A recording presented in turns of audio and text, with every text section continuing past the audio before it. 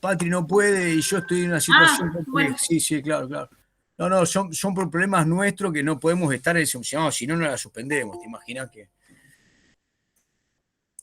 Bueno, les quiero contar algo que en el día de mañana, pasado más tardar, ya va a estar completo.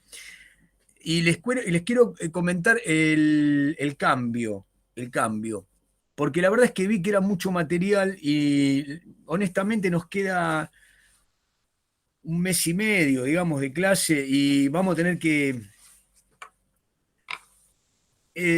a ver, introduje como tarea para lo que sería el segundo parcial textos que en su mayoría forman parte de la bibliografía obligatoria. La idea es que lean y anticipen lecturas que después les van a quedar para armar el final. Profe, perdón, pero me parece que subiste el mismo trabajo, porque dice 8 de julio fecha de entrega. No, no, yo te cuento. Yo pensé lo mismo, pero son otros autores. Yo No, cuando no, leí te cuento. Devoto, todo eso, pensé lo mismo. Ya a esta altura economizo hasta el tipeo, donde puedo utilizar la misma letra, copio y pego y después siempre las letras son las mismas, ¿no? Son las mismas, entonces uso esas letras, sí, sí. Entonces lo que hice anoche dije, bueno, voy a adelantar un poco. Ya dije, bueno, tengo 3 o 4 nombres que están, digo, tengo, no sé, Ezequiel Adamoski 2 veces Barranco, bueno, son 6 palabras que no escribo, así que dije, vamos. No, hoy lo completé y les cuento, va a estar una parte de Adamoski, Clases Populares, para ir completando esa lectura, una parte de Adamoski, Clase Media, centrada en la Revolución Plebeya, peronismo y más allá. Es decir, el periodo en donde la clase media se constituye como antiperonista y enfrenta al plebeyismo peronista. Me interesa esa mirada. Me interesa la mirada de Adamoski respecto de cómo él enfrenta la mirada del peronismo en los dos textos. En el texto de clase media nos explica a ese Perón que todavía no era el primer trabajador e intentaba cautivar a los comerciantes de capital. Y me interesa también el Adamoski que en clases populares muestra cómo Perón era un anticomunista e intentaba, más allá de eso, un pragmatismo de acercamiento a todo el resto de sindicalistas para constituir su maquinaria de ascenso a la presidencia. Entonces, esos dos textos ya están dentro de las lecturas que veníamos haciendo. Bueno, ¿qué les sumé? Les cuento. Hay procesos del peronismo que son muy medulares y que me parece a mí que son muy ricos. Por ejemplo, uno es el de la democratización del bienestar, que sería digamos, es una cantidad de procesos que se pueden vertebrar respecto de cómo el peronismo introdujo el estado de bienestar, cómo vehiculizó a través de instrumentos de disciplinamiento social, de conducción social, ese ideario que iba a la comunidad organizada, pero dotando a los trabajadores y a sus familias de un conjunto de derechos que no solamente revirtió sobre los trabajadores, fundamentalmente revirtió sobre parte de la clase media, muy llamativamente. Es decir, el ascenso social, el crecimiento del mercado interno, introdujo un gran crecimiento del comercio interno, de los sectores medios. Por ejemplo, nos explican los autores Juan Carlos Torres y Elisa Pastoriza cuál fue el coeficiente que más creció de todos los coeficientes sociales, que uno podría decir económicos sociales. La matrícula de secundaria. ¿No? Entonces uno dice, bueno, acá hay procesos que son más complejos que el solo campeonato Evita, o que los hogares, o que el asistencialismo institucionalizado por Eva Perón. Hay más que eso. Es un proceso mucho más interesante el que los sectores trabajadores y clase medieros empezaran a ver a Mar del Plata como un escenario que se apropiaban cuando era un escenario de familias bien, indica, digamos, un proceso de cambio muy estructural. El peronismo viene a cambiar estructuras de las que no solo participa, quiero decir, los sectores del trabajo, que se podían sentir químicamente puros peronistas, ¿no? Y me parece que es un proceso que da para mucho, y me parece que lo pueden cruzar con Adamowski, con los dos textos anteriores. Después hay un capítulo que yo no voy a poder abordar en todo su contenido por la dinámica de continuidad, que es el de Evita. El de Evita amerita un capítulo. Ustedes saben que Evita tiene un texto escrito por Marisa Navarro, un texto que es la biografía, me parece a mí la mejor. Pero en el texto de Juan Carlos Torre hay un capítulo dedicado a Evita de un contenido muy revulsivo. Evita fue una mujer que hizo política entre hombres. Fíjense la perspectiva. Fines de los años, principios de los años 40, cuando las mujeres estaban navegando, digamos, esa atmósfera fascista y en la atmósfera en la cual la propia Evita decía que la mujer iba caminando detrás de la sombra del hombre y que, digamos, había un gran hombre y solo por eso había una gran mujer, porque ese es el discurso de Evita, un discurso harto conservador. No obstante, dice Marisa Navarro, Evita se eleva al sitial de grandes mujeres de la historia, es decir, hace política entre hombres que no son cualquier hombre, son unos señorones del ejército, absolutamente mandones en un plano donde el ejército es todo, Segunda Guerra Mundial, digamos, ¿no? Entre esos señores, ella aparece, emerge y se convierte en una lideresa, digamos. Evita es el alma militante, la voz radical del peronismo, mientras Perón abraza formalmente a los trabajadores sindicalizados y estructura un Estado conteniendo a la columna castrense, a la columna episcopal y a la columna sindical, Evita está sosteniendo a todo ese conjunto heterogéneo, muy heteróclito de humildes, que vienen de las más, digamos, variadas condiciones, por decirlo de alguna manera, desde de las más variadas condiciones, ¿no? Quiero decir, migrantes, paisanos, lo que ella llamaba grasitas. Entonces, esas condiciones que socialmente no estaban muy bien determinadas. Quiero decir, mujeres solas, quería decir con hijos naturales.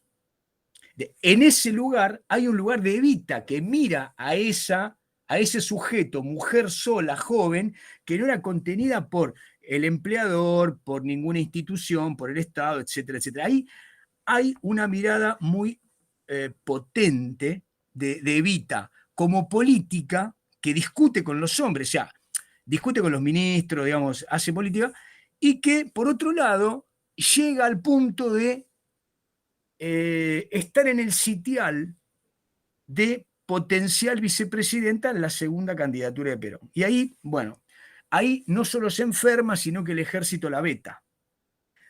Pero bueno, ese recorrido de Evita me parece que necesita una lectura con la que ustedes puedan pensar Navarro. ¿Qué les dije Navarro? No,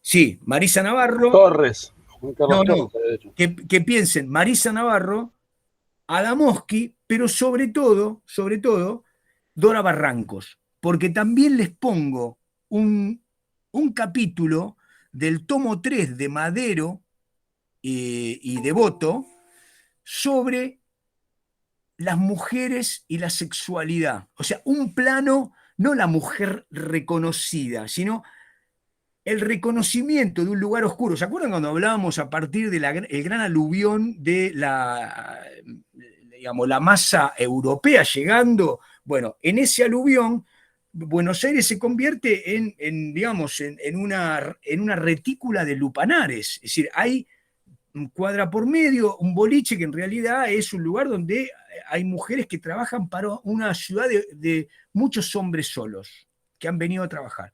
Es ese trabajo gris, no reconocido y reconocido, que está, a ver, controlado y no controlado, que forma parte del sanitarismo y que forma parte de el repudio moral de las clases bien, pero que también forma parte de la hipocresía de las clases bien, es un lugar fantástico. Me parece que en algún momento Evita es calificada, por ejemplo, en una biografía de Lori Sanata, como una mujer que trepa, digamos, una mujer que viene, ¿no?, de Junín, y que a los 15 años se une a un hombre más grande y que después va a la radio y se une a otro hombre más grande y que finalmente llega al Estado uniéndose a un hombre más grande.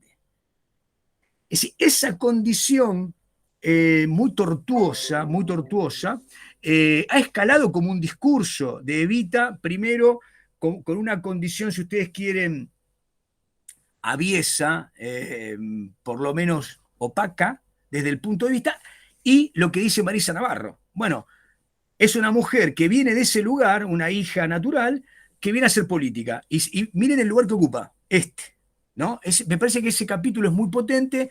Y entonces, el capítulo que les pongo de Barrancos con el capítulo de Adamowski, me parece que puede dialogar. Bien, el de Dora Barrancos no estaba, no era un capítulo obligatorio. Los tres anteriores sí. El de Torre y Pastoriza y los dos de Adamowski. Bueno, ¿qué le sumé? El capítulo de Lila Caimari, que está entre los textos obligatorios. Lila Caimari asume una institución que todavía no leímos un capítulo para ponerla en primer plano, que es la Iglesia. El peronismo es el recorrido de un régimen conservador, católico y autoritario, de hecho una dictadura, que comienza con el aporte de la Iglesia, el sostén de la Iglesia.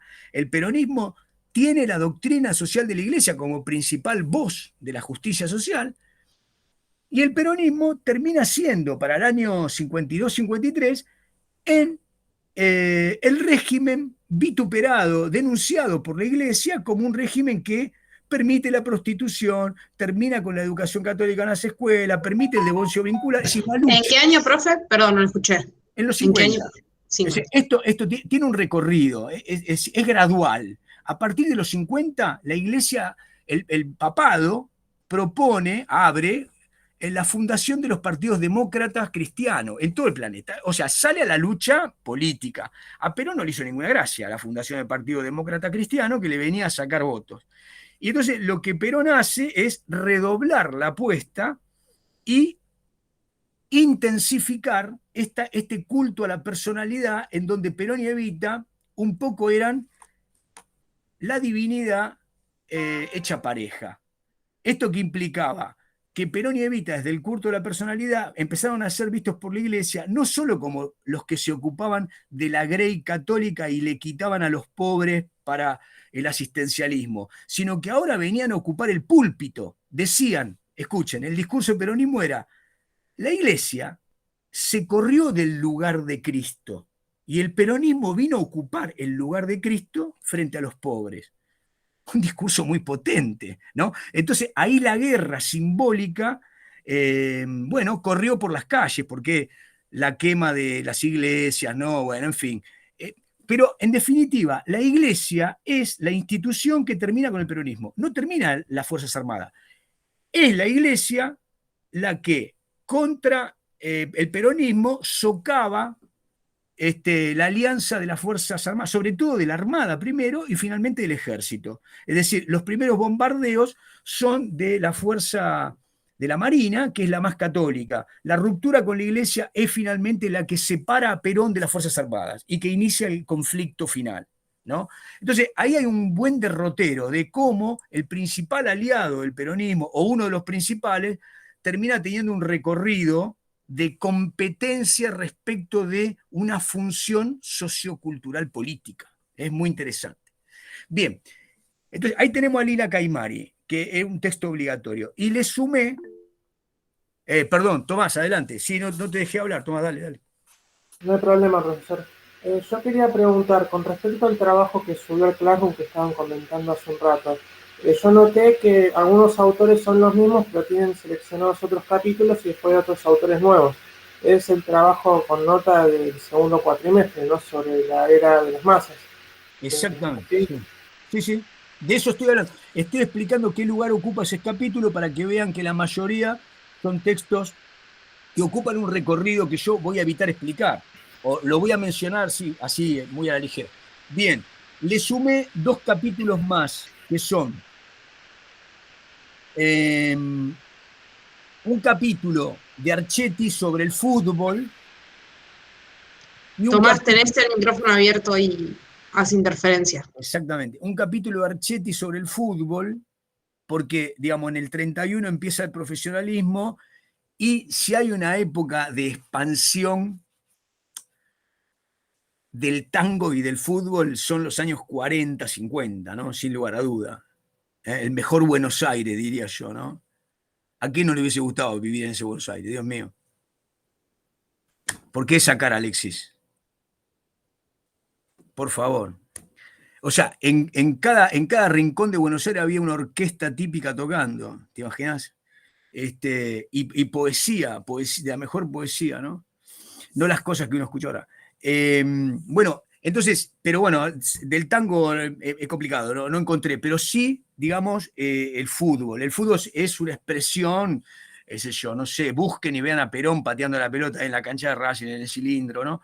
Me parece que es un registro interesante, como para que ustedes piensen y dialoguen desde otro lugar del escenario futbolístico, me parece a mí, y eso los puede hacer pensar en términos de una tesis personal, ¿no? ¿En qué medida el fútbol siguió siendo uno de los vectores de la política popular de manera constante y creciente, ¿no? Bueno, hay un recorrido de Archetti. Puse el más corto, hay un libro de Friedenberg que es La historia social del fútbol, pero es muy sociológico, muy largo, muy largo. Y, y finalmente un capítulo de Aguilar sobre la televisión. Me parece que en el 51, la primera transmisión de la televisión, y a partir de ahí, la política, la cultura, ¿no? Los consumos varían radicalmente, ¿no? Los 50, los 60 son esto, ¿no? El cambio radical de los consumos y de las miradas socioculturales, ¿no? Me pareció que, bueno, los 2 capítulos, perdón, los 3 capítulos, el de Barrancos, el de Archetti y el de Aguilar, lo saqué del tomo 3 de Historia de la Vida Privada, como también para seguir leyendo un poquito en un plano distinto de escritura histórica. Bueno, ese es el trabajo. Creo que les puse 15 páginas, hagan un video, lo cuelgan, mátense. Digo, después vamos viendo, pero ustedes están haciendo las prácticas.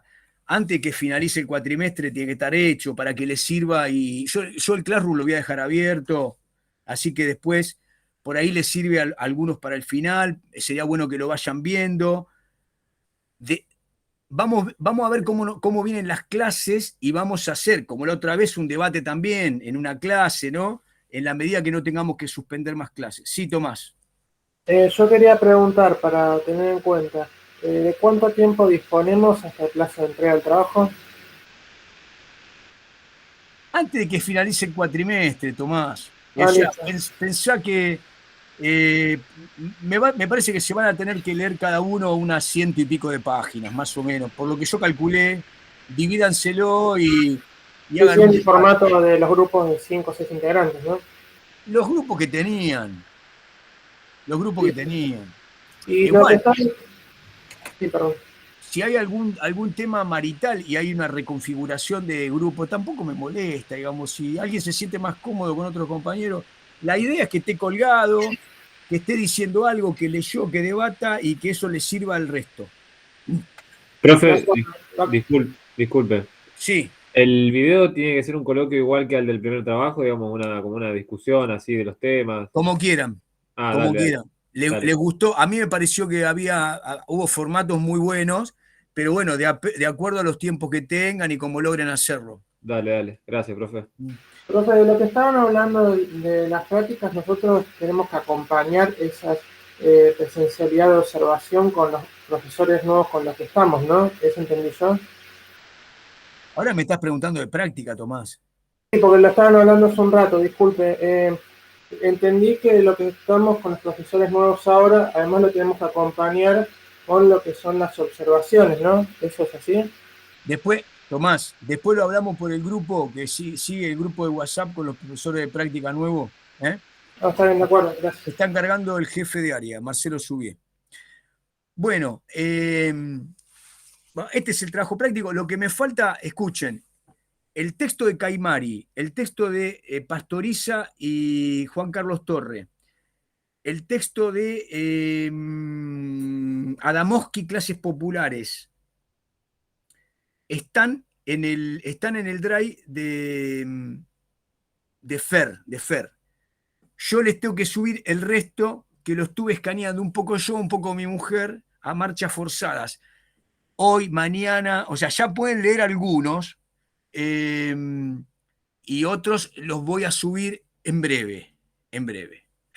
Ya están casi todos. Es una cuestión de que los descargue en la máquina, los suba al drive y se los cuelgue ahí, ¿sí? Bueno, hasta acá la cosa.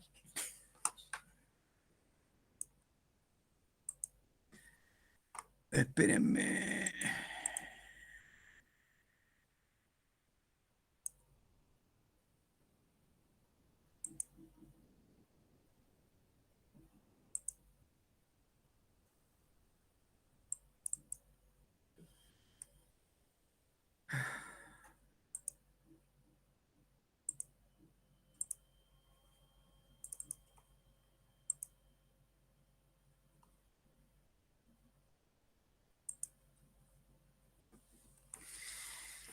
Esperen a ver si lo puedo agrandar.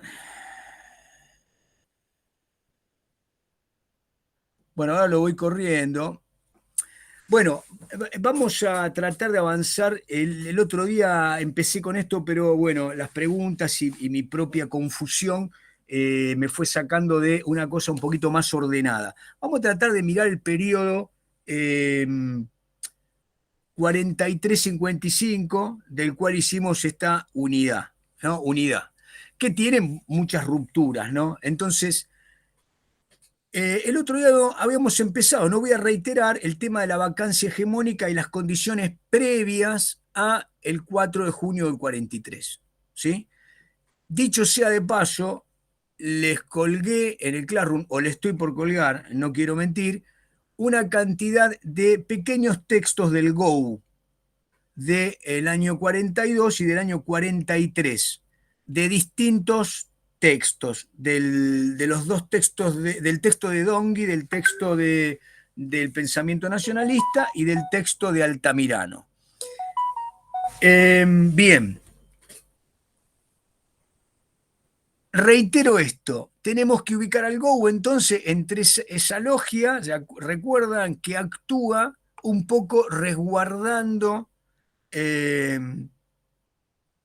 llamemos la patria, de un nuevo fraude con Patrón Costas, al ser quitado del escenario de potencial candidato de la UCR, el general Pedro Pablo Ramírez, Palito Ramírez, que era uno de los referentes cuyo hijo estaba dentro de la decena de hombres que revistaban en el GO. Bien, como le dije en la clase pasada, el 4 de junio acontece una situación un poco confusa en la cual dos sectores del ejército estaban tramando una asonada, una liderada por Arturo Rawson, que pertenecía en realidad a los generales liberales más que a los nacionalistas, y la otra generada por el GO. Así que finalmente termina en la Rosada el 4 de junio, don Rawson, y el GO actúa ofreciéndole un shot de cool muy rápidamente, y el primer golpe dentro del golpe sería este, que hizo que a los 5 o 6 días finalmente la dictadura estuviese conformada por el natural jefe que los cuadros intermedios, digamos los más importantes, Montes, González, Urbano de la Vega, Mercante, Perón, entendían que era el jefe o el hombre que podía conducir lo que ellos llamaban revolución del 4 de junio, ¿no? Después Perón a lo largo de, no sé si vieron el video que yo les subí, habla de la revolución justicialista, ¿no? La revolución justicialista, 4 de junio del 43. Bueno, en realidad, bueno, la fórmula digamos, se conforma, se integra por Pedro Pablo Ramírez y un gran amigo de Perón, que es el teniente general Edelmiro Farrell. Perón había tenido un recorrido, ¿se acuerdan que dijimos? Del año 30 en adelante con la subsecretaría del jefe, del ministro de guerra. Después pasa por, obviamente, su paso por la escuela de guerra como profesor. Finalmente termina como agregado militar cerca de Mussolini. Y finalmente, en el 39, ¿no? Y en el año 40 vuelve y es destinado a Mendoza, al regimiento de montaña. Y ahí estaba como jefe de ese regimiento Ramírez. Y también estaba Mercante. Bueno, las biografías de Perón, yo les recomiendo al que le interese entrar a las biografías, yo leí unas cuantas, me parece que la más recomendable es la de Joseph Page. Muy informada, muy equilibrada, con mucho aparato erudito. Bueno, Farrell trae a Perón a Buenos Aires, y digamos que termina siendo un poco uno de los padrinos de Perón en su incorporación al grupo más saliente de las Fuerzas Armadas, no del ejército. Entonces, no deberíamos dejar de ver el trío Farrell, Perón, Mercante, ¿no? que van a actuar como tres hombres muy importantes en los acontecimientos que se avecinan. Bien, este periodo lo podemos considerar entre el 4 de junio, ¿no? y el 4 de junio del 46, fíjense, dictadura conservadora católica nacionalista. Esos 3 años exactos tienen un corte natural donde se acelera el proceso de esa dictadura a favor de Perón. Después vamos a ver por qué. Es decir, hay claramente un vuelco de la situación de una dictadura hacia uno de sus hombres, que es a partir del 17 de octubre del 45 y hasta que asume Perón el 4 de junio del 46. El 4 de junio del 46 comienza el estadio constitucional de Perón como presidente de la nación, electo en elecciones libres y reelecto, reforma de la Constitución mediante, en el año 52, asumiendo el 4 de junio, ya con su señora esposa fallecida, Evita, ¿no? Eva Duarte Perón. El segundo periodo de Perón es obviamente cortado por el golpe del 16 de septiembre del 55. Entonces tenemos un periodo de 6 años constitucionales con una reforma en el año 49 que le permite a Perón ser reelecto sin completar el segundo periodo, ¿no? Entonces, yo lo que puse acá, si ustedes quieren, es pensar en estas 3 etapas para diferenciarlas, ¿no? En el caso de la dictadura hay un proceso que, si lo tomamos desde el punto de vista del ascenso personal de Perón, como dijimos el otro día, innegablemente tenemos que buscar hechos que van por las alianzas que Perón constituye, fundamentalmente con los sindicalistas a partir de la fundación de la Secretaría de Trabajo y Previsión. Y también los enlaces que Perón va desarrollando con otros grupos políticos, algunos grupos radicales, y siempre de la mano de un equilibrio con las tendencias que se van manifestando entre los cuadros medios de la oficialidad, ¿no? Sobre los cuales Perón tiene obviamente un manejo importante, con hombres cercanos a Perón, muy leales, ¿no? Hasta el último tiempo. Bien, fíjense, el periodo intermedio yo lo llamé del movimiento digamos, del movimiento peronista, que después vamos a tratar de definirlo, al Estado peronista.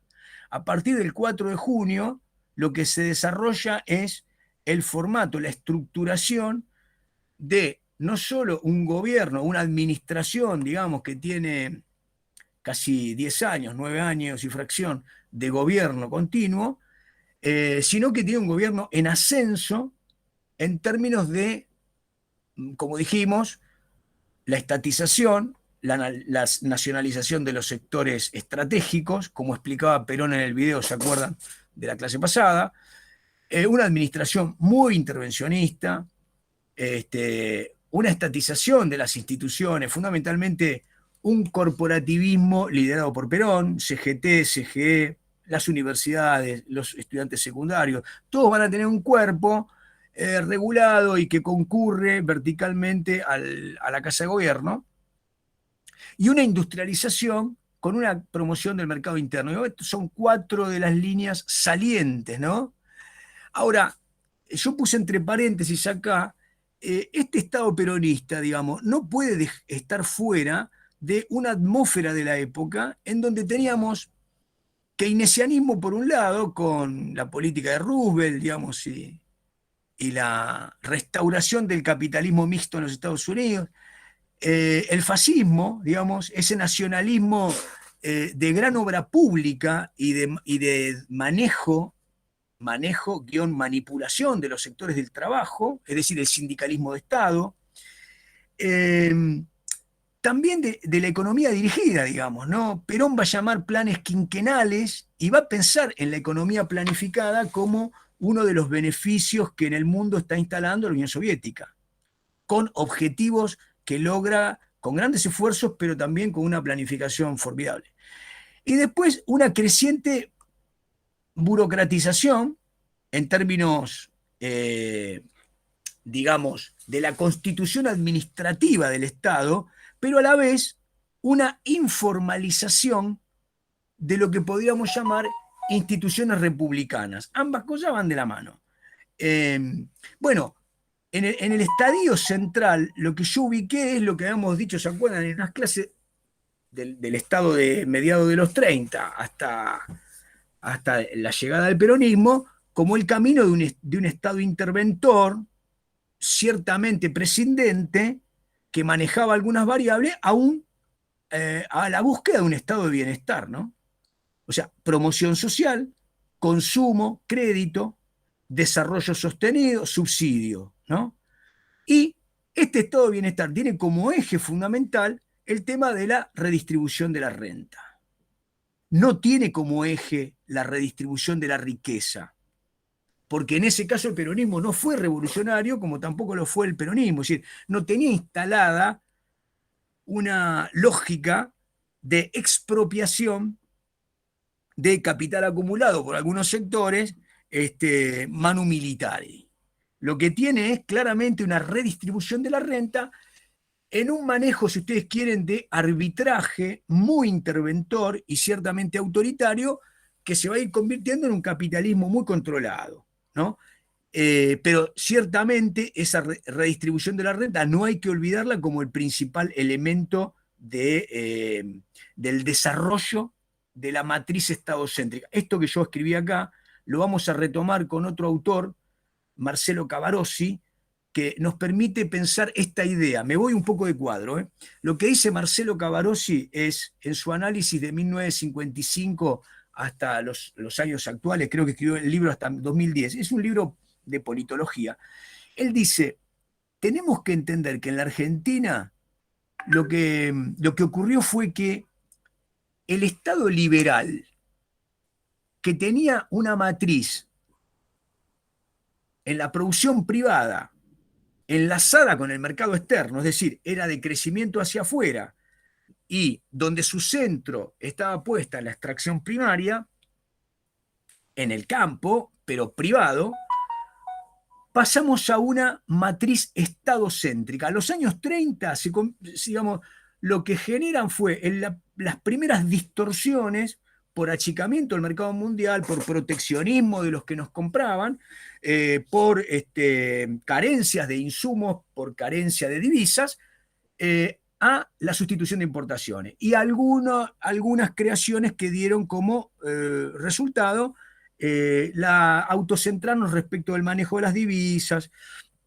crear precios sostener algunas actividades. Ahora, lo que sucede durante el peronismo es que la red neurálgica de la producción, de la distribución, del ahorro, del consumo y del crédito están puestos en el Estado.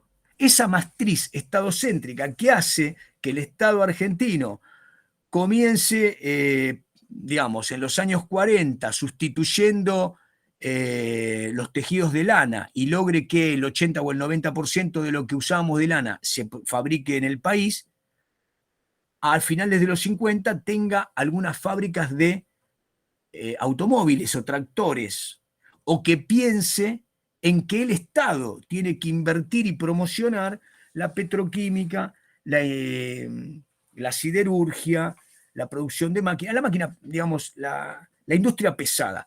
Eso no fue logrado en su totalidad, pero forma parte de la expectativa y de la planificación estatal. Entonces, me parece que esta década larga, digamos, va en ese proceso que continúa a los 30, pero de una manera mucho más consistente, con esta línea que lo tenemos que grabar, es nacionalista. Si el peronismo es algo, es nacionalismo, distribucionismo, industrialismo. Si ustedes le quieren sumar un elemento más de carácter politológico, es hegemonía autoritaria. Es decir, el camino que vamos a ver desde la asunción de Perón hasta la salida del 55 es la búsqueda de una hegemonía que pasa por una tendencia policíaca y que termina siendo una tendencia autoritaria, ¿no? Sin llegar a ser... Pareciera Stalin eso. ¿Cómo? Eso pareciera como que fuera Stalin. ¿Por qué? A ver, decime que... Por lo del policíaca y eso, y por, qué sé yo, los planes quinquenales, la industria pesada. Para que ¿quién habla? Porque veo Iván, no te veo, Iván. ¿Quién habla? Yo, Iván acá, Iván Santoro. A ver, pero estirate. Sí, yo no creo que el peronismo fue eso, lo que digo es que son elementos del peronismo. Ah, bueno, entonces había entendido mal yo. No, eso de autoritario, policial y eso. Lo relacionó un poco. ¿Te parece un poco que...? No, te relacionó un poco con lo de Stalin, qué sé yo. No, mirá, Stalin lo que hizo fue agarrar a 50 millones de rusos y masacrarlo. Es otra cosa. Ah, sí, eso es lo que Perón no hizo, obviamente, claro. No, por eso, lo que digo es, por eso a mí me parece que hay que cruzar cosas. Esta es una etapa muy alucinante en la historia mundial, ¿no? O sea, millones de personas eran obligadas a cambiar de nacionalidad. Otros millones morían en centros, en campos de exterminio. Otros millones morían en la guerra, es decir, ciudades quedaron destruidas. Digamos, la Segunda Guerra no tiene parangón con lo que ocurre en Latinoamérica, mucho menos en Argentina. Nosotros, digamos, en todo caso, somos una pequeña batalla sin balas y de retaguardia. Es decir, lo que pasa en la Argentina es, estamos viendo con qué aliados estar.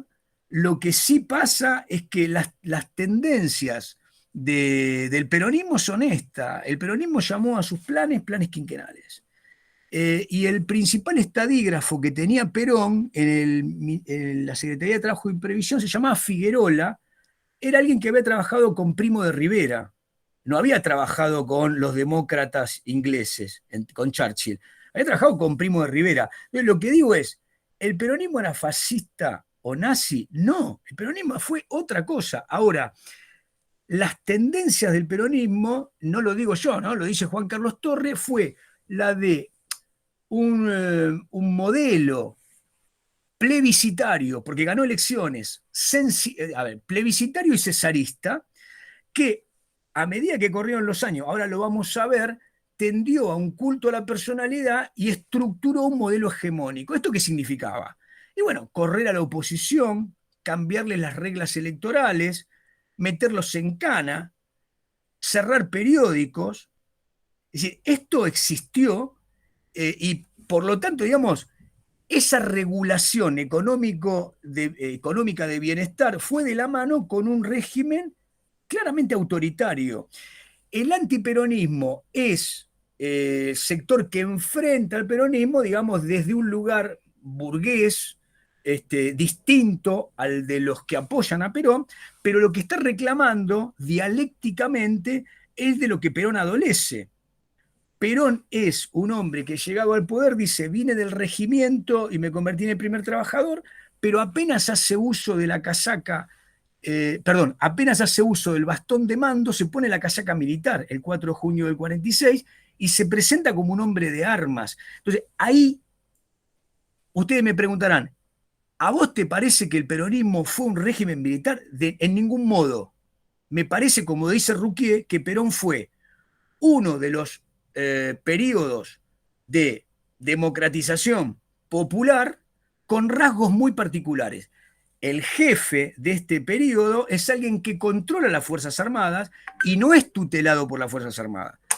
En 1951 lo quieren sacar del poder con un push, pero lo controla.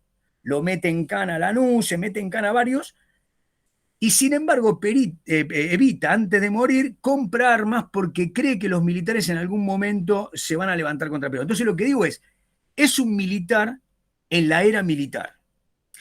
Es un gran político y lleva a cabo una redistribución y pone a la Argentina en un plano de continuidad del proceso de industrialización, pero en términos políticos, el peronismo es, en el mejor de los casos, un periodo de democracia de masas con, como dice... Lo que repetí lo que dice Juan Carlos Torres, lo van a encontrar en el capítulo. Dice, el peronismo pasa de una búsqueda de hegemonía a un régimen policíaco y termina, en los años 50, convirtiéndose en un régimen que camina al totalitarismo. Es decir, no termina en la guerra civil porque Perón finalmente, digamos, prefiere evitarla, pero digamos, en los términos de enfrentamiento eran los que, por eso es bueno por ahí escuchar también lo que decía el antiperonismo, ¿no? Digamos, esto no es un camino de que había peronistas. Perón gana por 200.000 votos en el 46. O sea, había un empate, si ustedes quieren, que Perón en el curso de la primera presidencia lo vuelca a su favor. En la segunda presidencia gana por una inmensa mayoría. Pero un 40% del electorado ve en Perón un régimen hegemónico con tintes autoritarios. Ahora, y profesor, o sea, lo de lo nazi, lo del fascismo, uno podría llegar a analizarlo, ¿no? ¿Por qué la oposición lo trataba de fascista? Ahora, pero ¿por qué se decía Perón el eje nazi-fascista? ¿Qué es lo que le veían de nazi a Perón?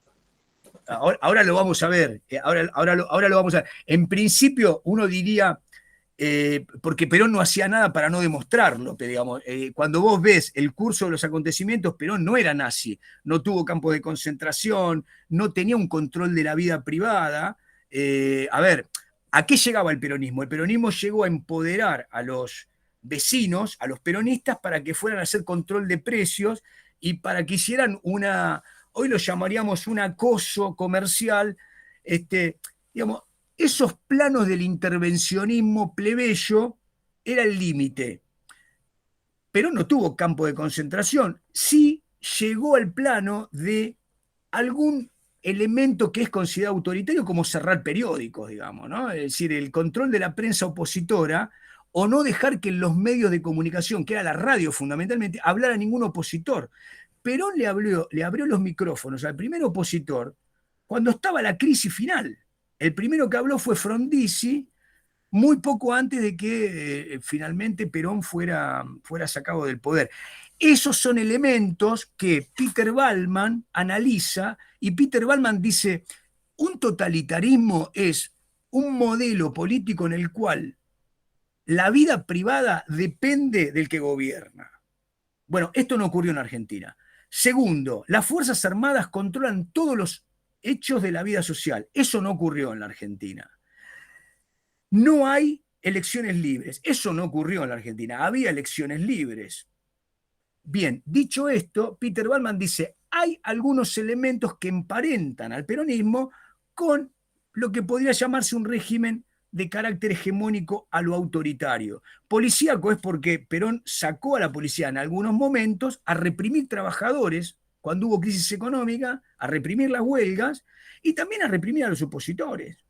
Y también llamó a los peronistas a reprimir a los opositores. Digo, esto forma parte de los documentos, no es que, digo, lo digo yo. Ese es el recorrido digamos, de una mirada política. Ahora, ¿Perón tuvo algo que ver con el nazifascismo? No. La verdad es que es un régimen plebiscitario, nacionalista, con carácter cesarista, caudillista y con tendencias verticalistas, ¿no? Los propios peronistas, después del periodo clásico, advierten que el peronismo, digamos, tuvo este elemento. De hecho, miren, hay un elemento que zanja este tema. Cuando Perón está por caer, hace un discurso, el 30 de agosto creo que fue, el 30 de agosto, hace un discurso, no, antes, a principio de agosto, después del bombardeo, 300 muertos, 600 heridos, escuchen bien, ¿qué le piden los peronistas? Acá hay que hacer un gran acto judicial, hay que hacer una exequia nacional y hay que denunciar. O sea, hay que agarrar a todos los aviadores que lanzaron las bombas, juzgarlos, y si hay que fusilarlos, hay que fusilarlos, y hacer obviamente una exequia pública, porque lo merecen los que estaban por la Plaza de Mayo y lo merecen los peronistas. En fin, ¿qué dice Perón? Nada, no hagamos nada, mantengámonos en silencio. Hace un discurso donde Perón dice: llamo a la oposición a la concertación nacional. Se acaba la revolución justicialista y comienzo a ser el presidente de todos los argentinos. Esa declaración lo que está diciendo es que Perón entendía que hasta ese día, en el que él era mayoría, podía llevar a cabo actos de conculcación de los derechos democráticos de la oposición. Este es un pensamiento nato del peronismo clásico. Es decir, forma parte de ese pensamiento hegemónico. Perón no cree en el sistema de partidos, Perón cree en la unanimidad nacional, cree que la revolución justicialista tiene que convertirse en una comunidad de la patria, unida por valores generales que subsumen a otros sectores. No cree que los sectores, por ejemplo, internacionalistas como el comunismo o el socialismo, o sectores conservadores, o los sectores que miran a los Estados Unidos, puedan tener un diálogo y un consenso con el régimen. Esto es un déficit de este periodo en términos políticos, ¿no? Analizándolo de nuevo, desde el punto de vista exclusivamente politológico, ahora vamos a ver que hay un montón de otros autores, ¿no? De cualquier manera, les vuelvo a decir, yo tengo un esquemita por ahí que es una porquería, pero digo, para pensar el peronismo, uno no puede abandonar digamos, en la época de Perón había keynesianismo, había pensamiento planificado, los planes quinquenales,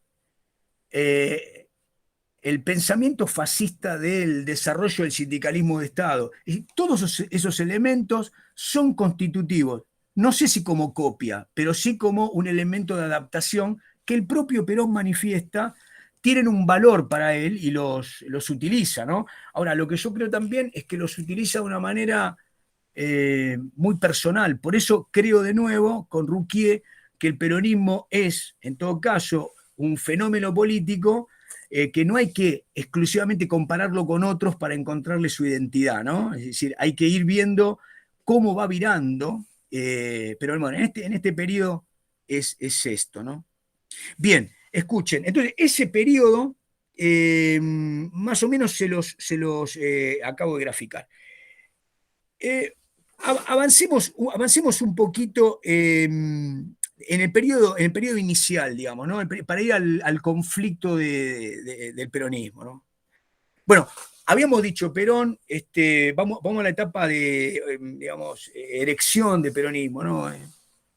Emergencia de Perón como jefe. Bueno, habíamos dicho que a mediados del 44 Perón es el jefe de la revolución justicialista, ¿no?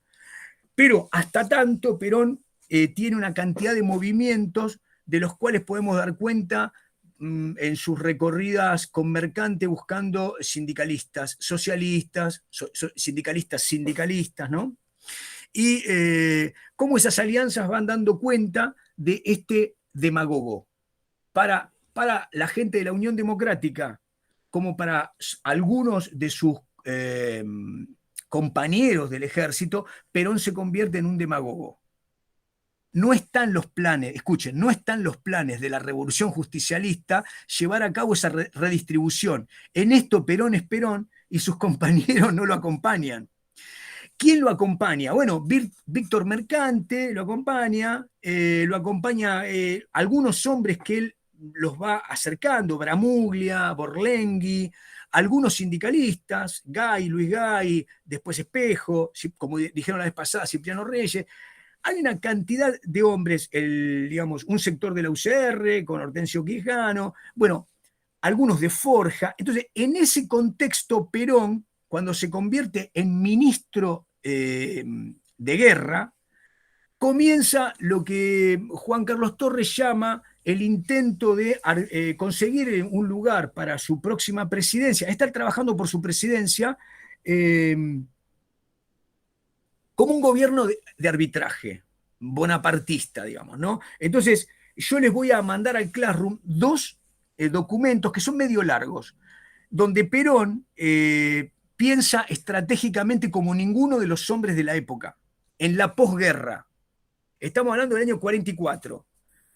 Los hombres del gobierno piensan cuánto tiempo más se puede sostener la neutralidad, ¿no? Están pensando en que en algún momento los Estados Unidos y el contexto internacional los va a obligar a declarar la guerra. Finalmente Argentina declara la guerra cuando ya Alemania está vencida. Y eso hace volar por el aire a Ramírez, que es el que se mantenía en la neutralidad. Entonces, Farrell pasa como presidente y Perón suma la vicepresidencia. En ese contexto de crecimiento de Perón, Perón no ha dejado de llevar a cabo su primera hipótesis de poder, que es atraer a los empresarios con la idea del avance comunista y de la necesidad de crear un sistema nacionalista de producción y de satisfacción de las necesidades de los trabajadores con pleno empleo y mejoras en su salario. Lo que decía Perón es, dejen de pensar en la dominación explotadora del capital e intervengan en la mejora del trabajador, que eso lo que va a evitar es el avance comunista. Esta es una preocupación central de Perón, así como es una preocupación de él atraer a su cercanía hombres que tuviesen manejo electoral, es decir, que le pudieran traer votos en la futura elección. Perón nunca piensa en que esa dictadura tiene que continuar in eternum. Perón está trabajando en el año 44 por ir a elecciones y está tratando de generar su grupo. De hecho, ha ido a buscar a Amadeo Sabatini, que le ha dicho que no. Sí, Alexis. No, perdón, le hago una consulta tonta, quizás debería saberlo solo. ¿De verdad existió una amenaza comunista como para pretender movilizar a la sociedad acá, en este país, me refiero?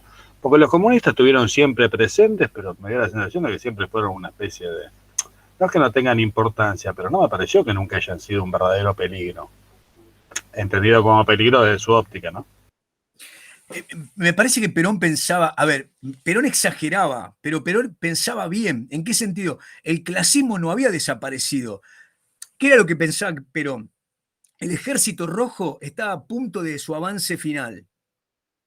Y en realidad no se equivocó, el Ejército Rojo avanzó sobre Berlín y sobre el territorio que avanzó, lo que hizo fue ocupar y generó, obviamente, una política de expropiación y colectivización. Entonces, lo que está diciendo Perón a los empresarios, esa ola de ideas de avance comunistas va a llegar. En eso no tuvo, digamos, no hay un error en la prédica peronista. Me parece que lo que sí los empresarios vieron es que Perón la exageraba a título de convertirse en el bombero piromaníaco, que presenta el peligro del fuego y que también presenta la manguera como siendo el articulador del futuro apagado de ese incendio. porque para ese entonces Perón presentaba la Secretaría de Trabajo y Previsión como escuchen, no lo presentaba como un lugar en donde las masas iban a salir a pedir la expropiación de empresas. Perón se presentaba a sí mismo como alguien que hacía sindicalismo de Estado, es decir, como alguien que pacificaba y controlaba, digamos, las demandas de los trabajadores. El pensamiento de Perón siempre es de orden y de una comunidad organizada. Ahora, ¿cómo lo veían los empresarios? Como un militar peligroso y demagogo que podía inflamar los intereses de los trabajadores y trabajar en contra de la renta capitalista. Bueno, es decir, que lo veían correctamente. Bueno, la cuestión, a ver, es más complejo. Lo que ocurre es que este intento de Perón,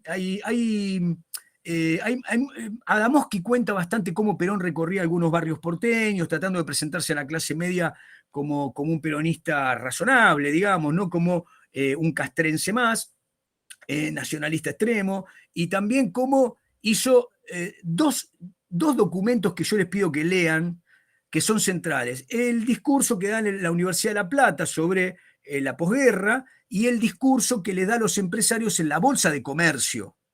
Ese es central, porque en ese discurso lo que les dice es, avanza en el mundo un periodo donde los comunistas van a tener una primacía.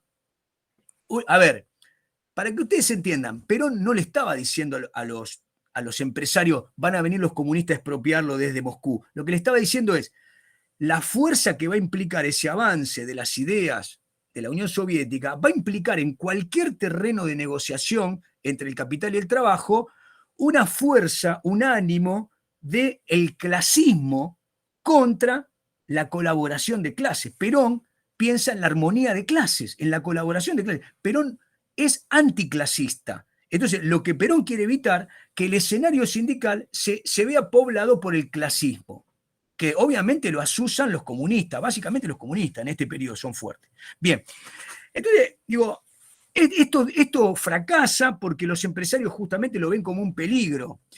La voy a hacer más o menos corta. Para el año 45, digamos, los acontecimientos avanzan ¿en qué sentido? Bueno, piensen, el 8 de mayo, si no me equivoco, empieza el gran oleaje de la libertad, ¿no? Es decir, salen a la calle casi en todo Occidente los que declaran finalizada la guerra, la derrota de los nazis, y a partir de ahí en Buenos Aires se desata una intensa campaña anti-nazi-fascista. Entonces, ¿qué pasa en la dictadura? El hombre que maneja el gobierno es Perón. Es decir, Farrell es una especie de presidente ausente y el cerebro del gobierno, desde que es vicepresidente, es Perón, que conserva el cargo de ministro de Guerra y conserva el manejo de la Secretaría de Trabajo y Previsión. Así que toda la famosa Unión Democrática, que a los únicos que expulsa es a los conservadores, enfrenta al líder, escuchen, el líder es el que viene trabajando por su presidencia. Es algo innegable. Perón no dejaba de decir en ningún discurso que él trabajaba para que los trabajadores logren sus reivindicaciones y que él iba a ser el que iba a... O sea, Perón se estaba presentando como el líder. En cada reunión de Perón, los trabajadores gritaban, presidente, presidente, mucho antes del 17 de octubre. Bueno, estaba claro que Perón buscaba la presidencia, estaba claro entonces que los filoaliados, formados por el Partido Socialista, Comunista, radicales de toda la Haya, Partido Demócrata Progresista, se unen y marchan con Braden.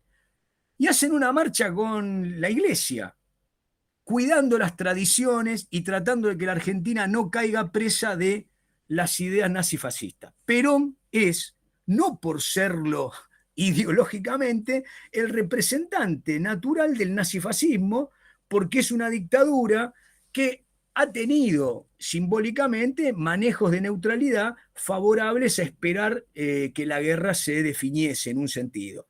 Entonces, bueno, la búsqueda de Perón en la presidencia hace que él quede de un lado y los apoyos que va a obtener Perón a lo largo del mes de agosto y septiembre. El mes de septiembre es terrible, marchas que se hacen cada vez más intensas.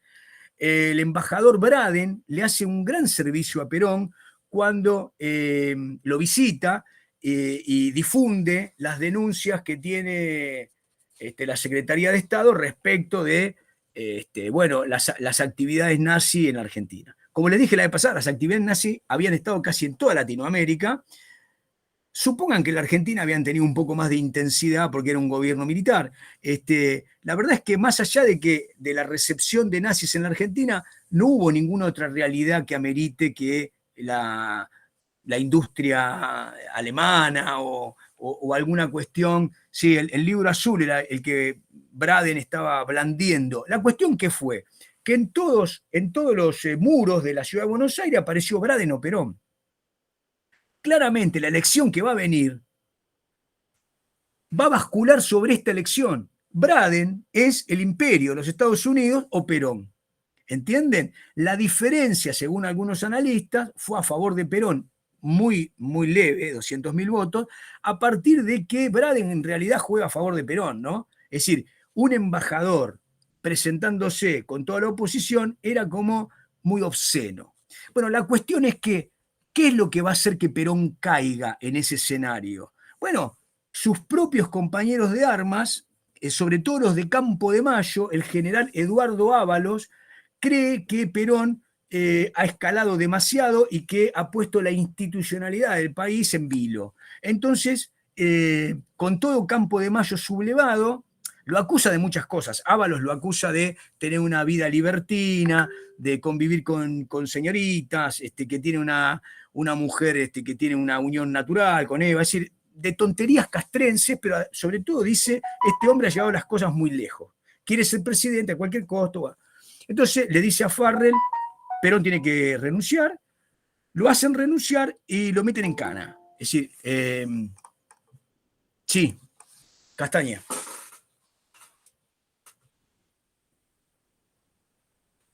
¿Sí? Ah, se ha unido. Bueno, Castaña vino. Bueno, entonces lo hacen renunciar. Escuchen esto. El 9 de octubre, Perón supuestamente se había acabado su vida pública, su vida militar. Le pide, escuchen, le pide a Farrell despedirse de los trabajadores de la Secretaría de Trabajo. Y entonces, espérenme.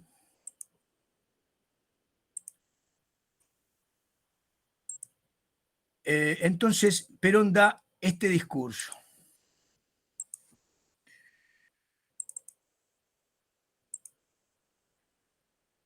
Señor vicepresidente de la Nación, ministro de Guerra y secretario de Trabajo y Previsión, coronel Juan Perón.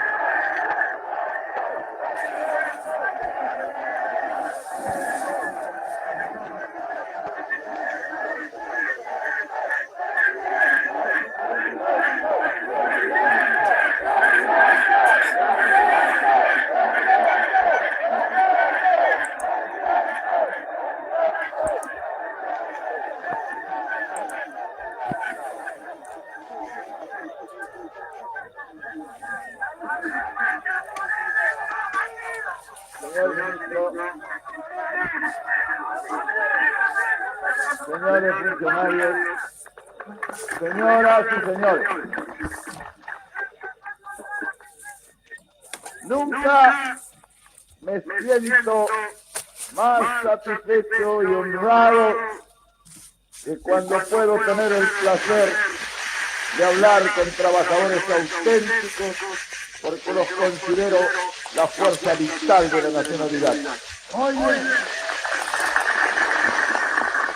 la promulgación del decreto ley que incorpora a la jubilación al gremio de los cerveceros es sin duda, en mi sentir, una de las medidas de gobierno más trascendentales, porque van a afirmar profundamente en el campo social argentino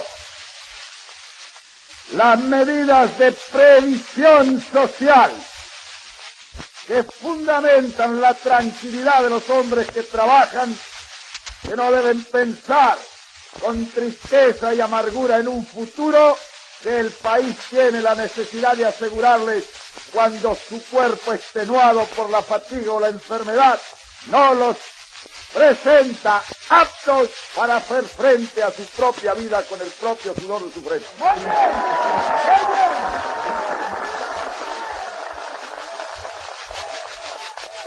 La justicia social ha de basarse más que en la ley fría, en la ley del corazón y en la solidaridad humana a que todos estamos obligados en este valle de lágrimas, cualquiera sean las ambiciones o pretensiones que hayamos alcanzado mediante méritos buenos o malos, ya que en el discernimiento de las condiciones humanas rara vez se encuentra la verdadera justicia en la tierra. Por eso, señores, la Secretaría de Trabajo y Previsión, al estructurar su plan de previsión social, ha fijado el objetivo más grande que pueda alcanzarse en lo que a previsión se refiere.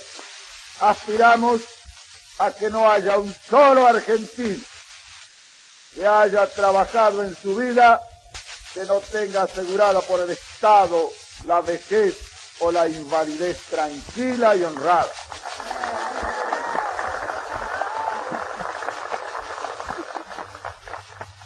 Bien ha dicho el señor Montiel al referirse a lo que el gremio ha hecho. Esa es la verdadera previsión social. Comienza con el ahorro personal, que es el primer grado de la previsión de los hombres. Después, cuando él debe hacer frente a una circunstancia de la vida a la cual no es capaz de dominar por sí, la solidaridad gremial obliga a que el gremio se ocupe por medio de la mutualidad o de la obra social gremial. Pero por sobre de todas ellas está la previsión del Estado, que tiene la obligación imprescindible e irrenunciable de asegurar la tranquilidad social por medio de una justicia solidaria entre los hombres que trabajan.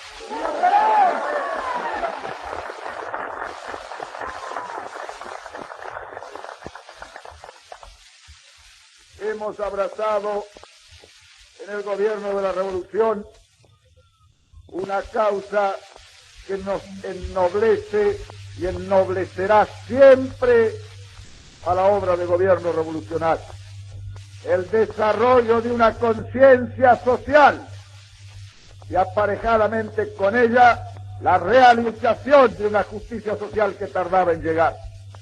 Estamos absolutamente persuadidos que cualquiera haya de ser el juicio que la historia asigne a nuestro gobierno, habrá una cosa que no podrá destruir ni la mentira, ni la calumnia, ni ningún desazón de los hombres que mal piensan y mal sienten: es la obra social realizada.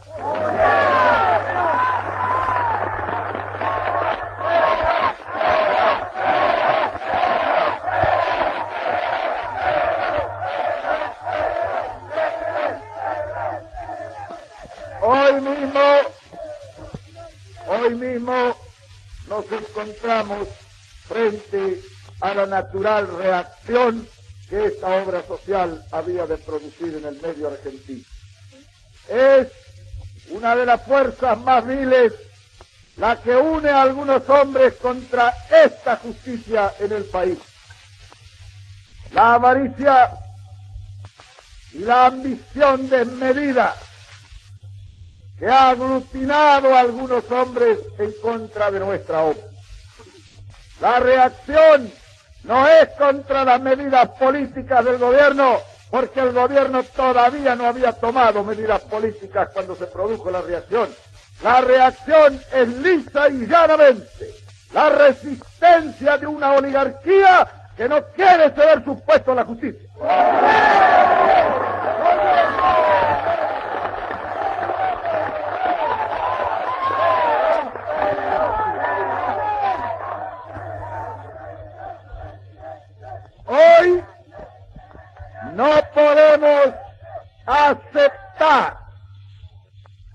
Hoy no podemos aceptar que dentro del movimiento que está viviendo la República haya quienes se unen para oponerse a esa justicia. Son muchos los millones de argentinos que tienen el corazón bien puestos y la cabeza les permite un discernimiento justo de la hora que vivimos. No habrá posibilidad en el futuro de aglutinar fuerzas contra este movimiento que es la nación misma. No habrá política posible para destruir esto que estamos dispuestos a imponer.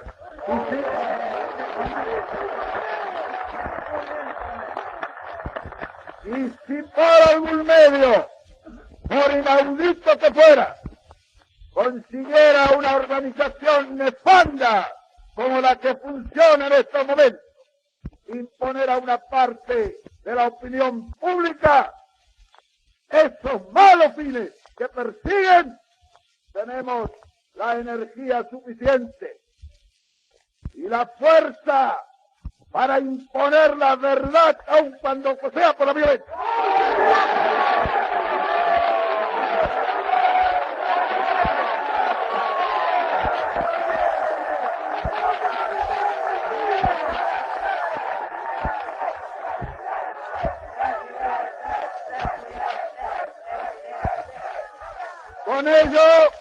Con ello, no haríamos sino poner en beneficio de la justicia lo que en otros tiempos se ha puesto a favor de la injusticia.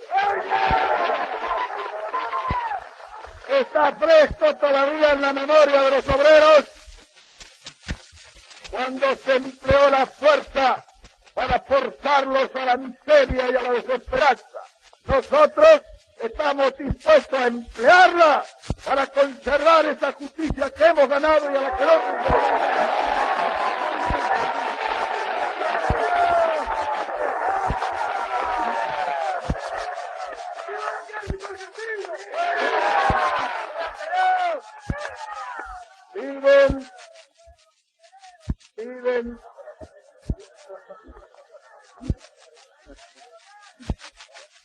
Piden libertad.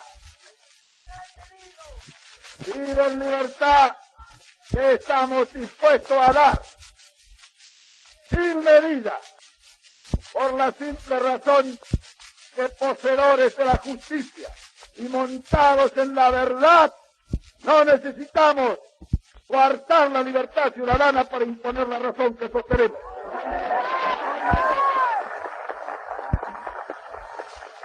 Si ellos quieren una verdadera democracia y no quieren volver al fraude y a la mentira, tendrán la democracia integral pero limpia, en la cual no tenemos a nadie, porque sabemos que el pueblo tiene una nariz especial para olfatear la verdad y la justicia.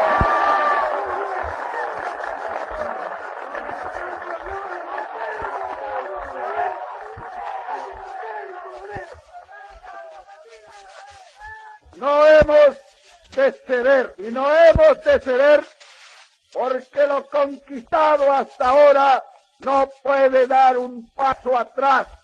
Son muchos millones de hombres los que están dispuestos a sostener lo que hemos dado porque en justicia correspondía. La Secretaría de Trabajo y Previsión ha tomado un contacto espiritual con las masas. Y ese contacto espiritual es el que no les permitirá equivocarse en la distribución de esa justicia. Y ese contacto personal que muchos dicen que llevan acomodo de dirigentes. En la Secretaría de Trabajo y Previsión no se acomoda nadie, ni el propio secretario.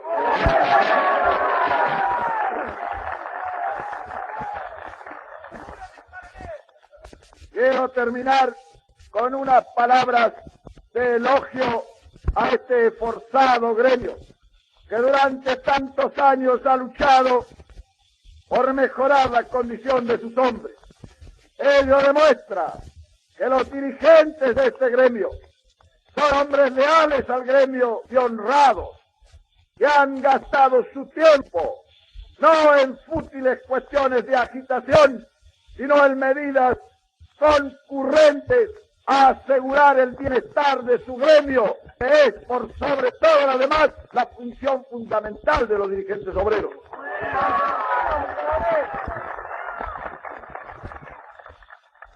Señores, para finalizar, he de recurrir a mi viejo consejo. Los gremios valen por su unidad. Nosotros hemos asegurado la libertad de agremiación y hemos defendido por todos los medios sindicatos fuertes y unidos.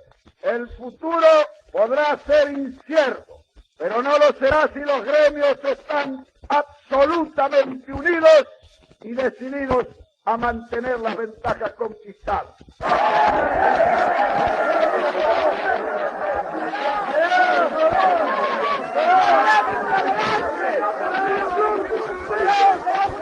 Acabo de escucharse la palabra de su excelencia, el señor vicepresidente de la Nación, ministro de Guerra y secretario de Trabajo y Previsión, coronel Juan Perón.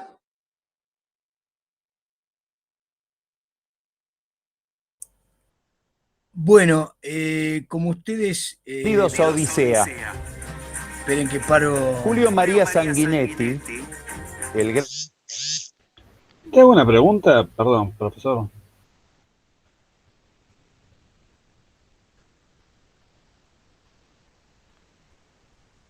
¿Se fue? A Martín García, evidentemente. ¿Qué pasó?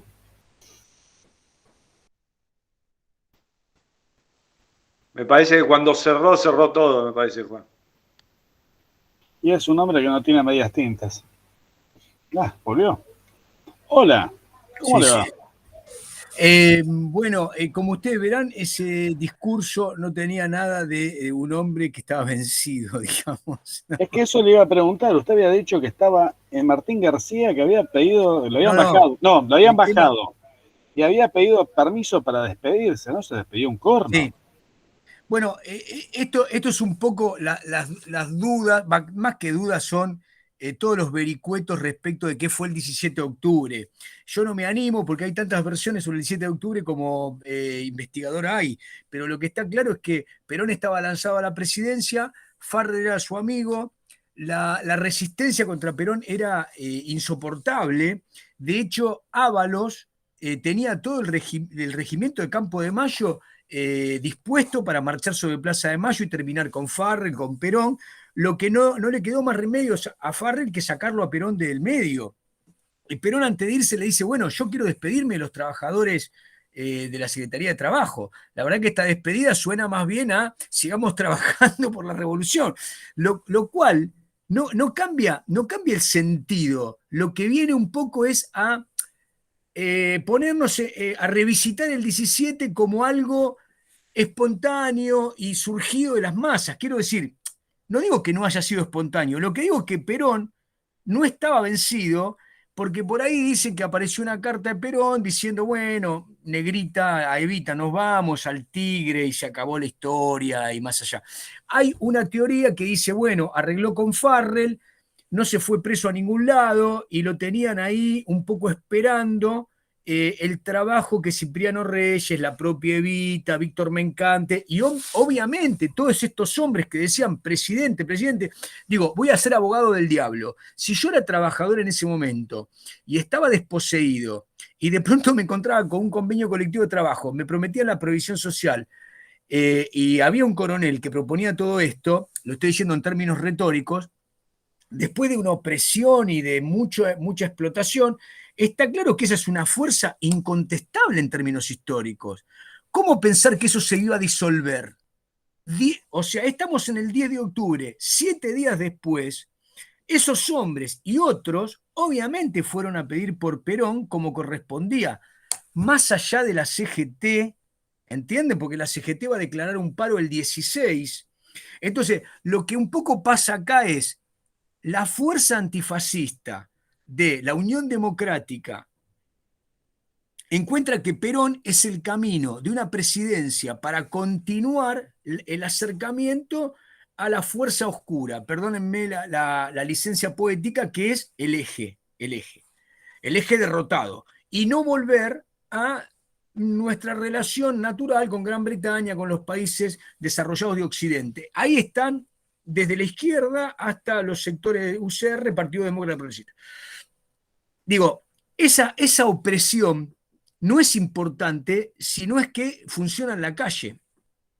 Lo que termina volteando a Perón el 9 de octubre es la acción de los propios militares, que entienden que el destino que Perón buscaba para esa revolución justicialista no es el destino de las Fuerzas Armadas. O sea, el ejército dice con Ábalos a Farrell, nosotros no queremos este camino de Perón, de distribucionismo, de los trabajadores, eso es demagogia. Ábalos lo dice claramente. Entonces, lo que empieza a pasar entre el 10 de octubre y el 17 de octubre es que hay una semana en donde existe una especie de vaho entre entregarle el gobierno a la Suprema Corte de Justicia, que es lo que quiere la Unión Democrática, y la resistencia de Farrell viendo qué pasaba con las fuerzas populares. Cuando digo fuerzas populares me refiero a trabajadores con los sindicatos y los únicos dos sectores que lo van a apoyar, que son los conservadores, porque no han sido recibidos en la Unión Democrática, y digamos, se viene un acto eleccionario, y el sector de la iglesia, que sostiene a Perón, porque Perón, obviamente, y la dictadura, hasta ese momento sostienen la doctrina social de la iglesia. Ahora, esto que hacía Perón se parecía poco a la doctrina social de la iglesia, ¿entienden? Es decir, la doctrina social de la iglesia no hablaba de convenios colectivos, de previsión social. Ahí hay un aspecto que, bueno, que termina siendo político, digamos, ¿no? De un lado queda Perón con Farrell, y Farrell lo entrega a Perón. Bueno, 7 días después, el 17 de octubre, acontece que Ábalos se encuentra con la avalancha popular, la policía de su lado duda en reprimir, y finalmente esa guerra simbólica la gana Perón.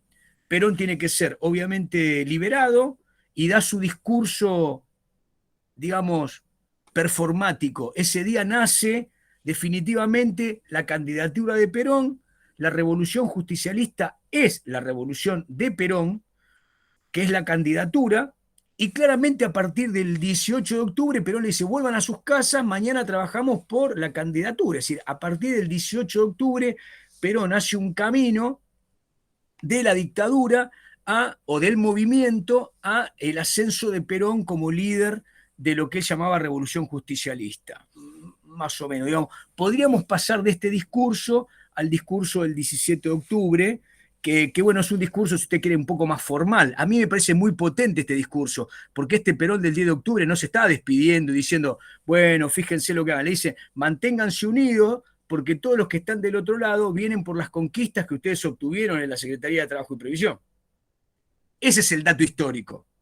¿Entienden? Esa es la alianza que Perón ha obtenido. Ahora, lo que dice Juan Carlos Torre es, este Perón que enarbola esta alianza, hacía un año estaba en otro lugar, estaba tratando de conquistar a empresarios y a sindicatos a la vez. Entonces, lo que dice Juan Carlos Torres, a Perón no le quedó más remedio que el abrazo del oso, es decir, quedar solamente aliado al sector de los sindicatos, a un sector importante del ejército y a la Iglesia Católica. Esos van a ser los apoyos de Perón de camino a la presidencia en la elección de febrero del 46, ¿no? Bueno, digan lo que quieran, 2 minutos, digamos, 22 y 1. No, ahí también se escucha que dice, sostenemos las opiniones ajenas frente a la razón nuestra, es como que, ¿no? Tiene ese oxímoron, digamos. Sí, sí, sí, sí. No, Perón es un orador formidable, realmente es un orador formidable. Las piezas oratorias de Perón vale la pena, digamos, no por el contenido, porque el contenido sea lo que él realmente quiere, sino por el efecto el efecto hipnótico, carismático y de congregación que tiene, ¿no? Bueno, escuchen, mañana es un día muy complejo, probablemente no nos vamos a juntar porque hay una reunión de educación y trabajo y no puedo salirme de esa pantalla. Me voy a reunir más tarde con los chicos de geografía que no me reuní la semana pasada. Lo que les voy a dejar en el Classroom son 2 materiales. Esos dos documentos que son medio largos, pero son fundamentales para cerrar esto que dijimos acá, ¿no? El Perón, que es un estratega de la posguerra, y el Perón, que es un estratega bombero piromaníaco, que finalmente se convierte en el líder exclusivo de esta revolución justicialista, nacionalista e industrialista, ¿no? ¿Les parece? Sí, sí, perfecto. Bueno, gente, gracias por el aguante. Bueno, por lo menos venimos escuchando al Pocho, ¿no? Les voy a decir una cosa. Un día un estudiante me dio una sorpresa, no sé si se los conté, se los vuelvo a contar. Un estudiante que nunca había hecho algo así, ¿no? Tiene que dar clase, debe hacer como 6 o 7 años, tiene que dar clase en 4º o 5º año, le tocaba peronismo. Entonces, saca el celular así y saca un cornetín. No me pregunten qué es porque hasta ahora no lo vi nunca más. Un cornetín. Lo pone acá, tac, lo enchufa, clic, y aparece Evita. ¡Querido descamisado, la oligarquía! Los pibes se quedaron duros. Los pibes y las pibas se quedaron duros. 10 minutos los tuvo con Evita a los gritos, ¿no? Entonces, a partir de ese día, digamos, creo que las aulas tienen que tener la voz de las voces que existen, ¿no? Las voces que se pueden escuchar, porque Evita, Evita es Evita, escuchémosla. Perón es Perón, escuchémosla. Y me parece que eso es muy, muy importante, ¿no? No me acuerdo, perdón, me acuerdo, no me puedo olvidar de la sorpresa que le generó a los pibes. La sorpresa que le generó a los pibes, escuchar una voz, un documento en el aula, ¿no? Fue muy importante. Bueno, los dejo, gente, a descansar. Un abrazo. Chao, profe. Hasta luego. Gracias.